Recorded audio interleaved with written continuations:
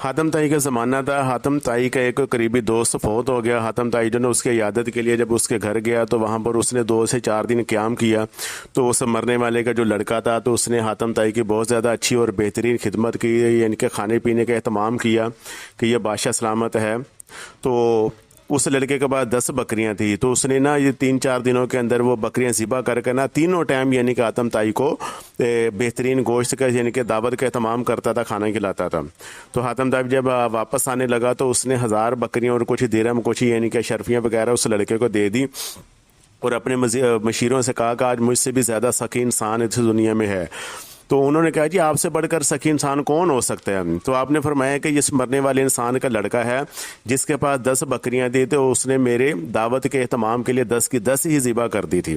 تو انہوں نے کہا کہ آپ نے تو اس کو 1000 بکریاں دی ہیں، تو 1000 بکری کے مقابلے میں 10 بکریوں کی کیا ویلیو ہوتی ہے؟ اس نے تو 10 بکریاں کی، آپ کے 1000 ہیں، تو آپ کی یعنی کہ مالیت زیادہ ہے۔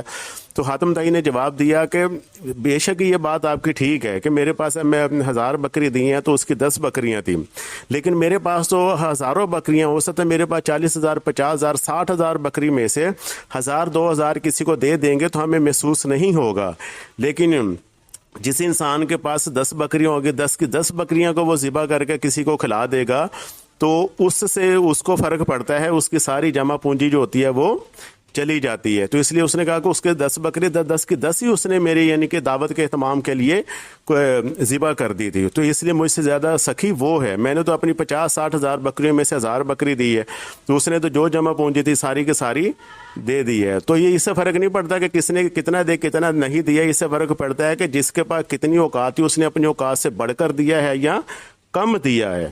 اللہ تعالی ہم سب کو بھی نیک عمل کرنے کی توفیق دے، آمین ثم آمین۔